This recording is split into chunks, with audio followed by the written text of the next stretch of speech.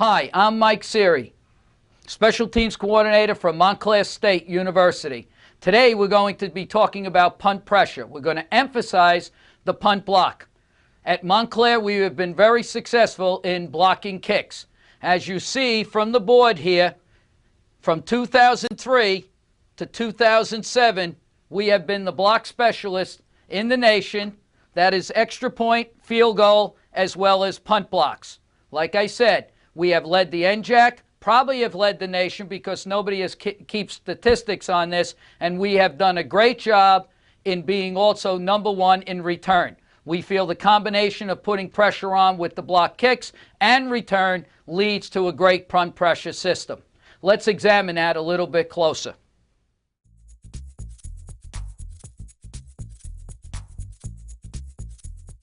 We feel that the punt return block system that we've created provides great momentum builders during the game. People have to worry not only about our offense and defense, but also about our special teams during the punt game. Number 2, we're going to exert maximum effort in order to block the punt, even to make the return game even better. The key factor is that we want to maintain pressure so that we can do two things: slow down their coverage and at the same time exploit weaknesses in their punt operation. And then we're going to go after them. Why do we like this style? One, I already said that good punt return teams are good pressure teams. Good pressure or block teams are good return teams. They go hand in hand.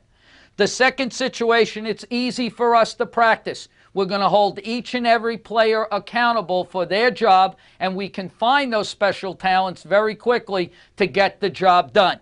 We could also create drills that help us with making a player better. We also like that the returns, when we have a block on, are going to be north and south. That negates bad plays and at the same time keeps us out of the penalty situation. One of the key aspects is to select your personnel. And what we look for right off the bat is a player who is dependable. Yes, our punt blockers need to have special skills, just like our return team does. And we are looking for great get-off, even more so now with the punt block. We need great feet, and we need great body balance. We don't want somebody falling down, getting out of their stance, or slow out of their stance, or somebody taps them and they're falling down. That's useless to us, and we cannot be as good as we are with players like that. Some of the players you'll see on the tape today started that way, and we needed to get them out of bad habits. We look for our block specialists to be defensive backs, wide receivers, for the most part. Sometimes we use defensive ends and linebackers for certain jobs, but they are not truly screaming off the ball going to block the kick.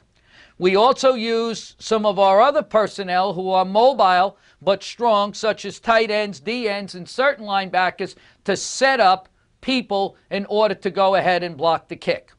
But let's get back to this dependability and this trust situation.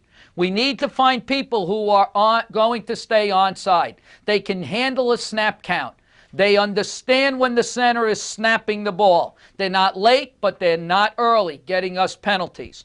The next thing is they understand that they have to stay off the kicker, and they will